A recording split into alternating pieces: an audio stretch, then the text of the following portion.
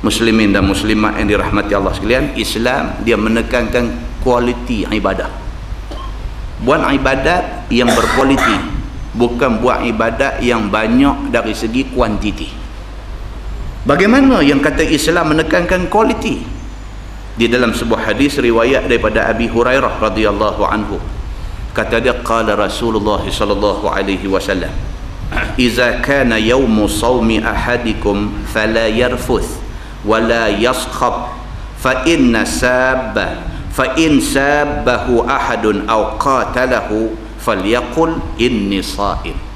Atau kama qala, hadis sahih muttafaqun alaih. Abu Hurairah radhiyallahu anhu menceritakan, kata dia, Nabi sallallahu alaihi wasallam bersabda, kata Nabi, "Idza kana yaumu shaumi ahadikum," apabila seseorang kamu berpuasa, apabila hari itu menjadi hari puasa bagi seseorang kamu, maksudnya apabila kamu puasa, fala yarfuth, maka jangan cakap kotor. Yang ni yang penting. Bukan puasa tiap-tiap hari, tapi puasa menjaga adab-adab puasa. Ini penting. Nabi kata apabila seseorang kamu puasa, nombor satu Nabi kata fala yarfuth, maka jangan sekali-kali cakap kotor. Wala yaskhab, jangan sekali-kali bertengkar. Piduk cari gaduh dengan orang tu, piduk bertengkar dengan orang ni, jangan piduk cari pasal sana sini. Kalau puasa, yang ni semua modal elak. Fa in sabbahu ahadun aw qatalahu falyaqul inni sha'im. Kalau ada siapa-siapa mai nak ajak kita bermusuh, nak ajak kita bergaduh, nak ajak kita berkelahi, falyaqul inni sha'im, kata dekat dia, aku puasa. Nabi kata kalau kamu puasa, jaga, jangan cakap kotor, jangan duk bertengkar, jangan duk maki siapa-siapa. Kalau ada siapa mai cari kamu nak ajak bergaduh, nak ajak bermusuh, kata kat dia, aku puasa. Habis.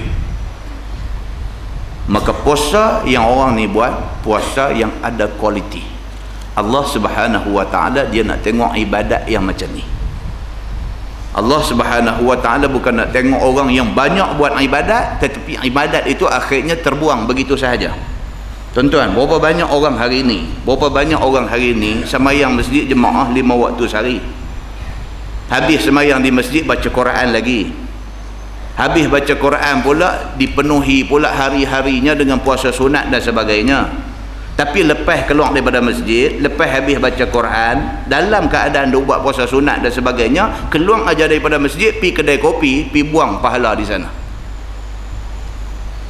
Ni pahala sembahyang jemaah, pahala baca Quran, pahala zikir, pahala puasa sunat, pahala-pahala hak dok buat banyak ni, bawa pi satu tempat, tang tu dia bagi lingkup semua. Mulalah mulut bercakap benda yang bukan-bukan, maki hamun orang tu orang ni, fitnah orang tu orang ni, bercakap benda yang kita pun tak tahu ujung pangkai dan sebagainya. Cara bercakap macam kita tengok benda tu, benda ni menyebabkan ibadah kita buat tadi, kita pi rongkai bagi terbarai, habis berambok di tengah jalan tu, boleh penat, boleh dahaga, boleh lapar sahaja. Di dalam sebuah hadis riwayat daripada Abi Hurairah radhiyallahu anhu, kata dia, qala Nabi sallallahu alaihi wasallam, man lam yada' qawla zur wal amal bih falaysa lillahi hajah fi an yada'a ta'amahu wa syarabah. Atau kama qala, hadis sahih riwayat Al-Bukhari. Abu Hurairah radhiyallahu anhu kata Nabi sallallahu alaihi wasallam bersabda, Nabi kata, barang siapa yang tidak meninggalkan, barang siapa yang tidak menjauhi qaula zur, cakap-cakap yang membawa dosa, barang siapa yang saja piduk buat benda ni, piduk bercakap benda yang jadi dosa. Benda dosa ni banyak lah, piduk mengumpat orang tak ada pasal, piduk menghina orang tak ada pasal, piduk buat cerita tak betul pada orang tak ada pasal. Ini semua dia panggil qauluz zur. Ini dia panggil kata-kata yang cemar, yang tak elok, yang bodoh, yang boleh memunggah pahala hak kita cari. Nabi SAW kata, siapa yang tak boleh tinggalkan benda-benda ni, tak boleh menjauhikan perbuatan yang macam ni, falaisa lillahi hajah fi an yada'a ta'amahu wa syarabah. Nabi kata, maka tak ada sebab untuk Allah Subhanahu wa ta'ala nak bagi pahala kepada puasa yang dia buat ni, sekalipun dia tinggal makan dan dia tinggal minum. Dia tak makan, dia tak minum kerana dia puasa. Tuhan kata tak ada sebab aku nak bagi pahala dekat dia ni. Walaupun dia tak makan, walaupun dia tak minum, walaupun dia lapang, walaupun dia dahaga, tapi oleh kerana dia dalam keadaan puasa, hidup bercakap benda-benda huduh macam ni, tak ada pasal Tuhan kata aku nak bagi pahala dekat orang macam ni. Muslimin dan muslimat yang dirahmati Allah sekalian, puasa sampai 3 bulan berturut-turut, tapi benda ni tak boleh buang. Pahala dia buat masa puasa ni, pahala tu pergi buang kerana tak boleh nak jaga adab ketika berpuasa. Muslimin dan muslimat yang dirahmati Allah sekalian, di dalam sebuah hadis riwayat daripada Abi Hurairah radhiyallahu anhu, kata dia anna Nabiy sallallahu alaihi wasallam qala kafa bil mar'i kazibah an yuhadditha bi kulli ma sami'a, atau kama qala, hadis sahih riwayat Imam Muslim.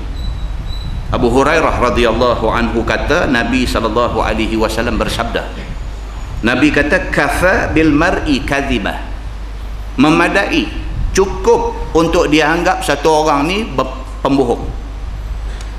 Nabi kata satu orang tu kita boleh kata dia ni pembohong. An yuhadditha bi kulli ma sami'a, apabila dia bercakap benda hak dia dengar, dia cukup untuk kita kata pembohong.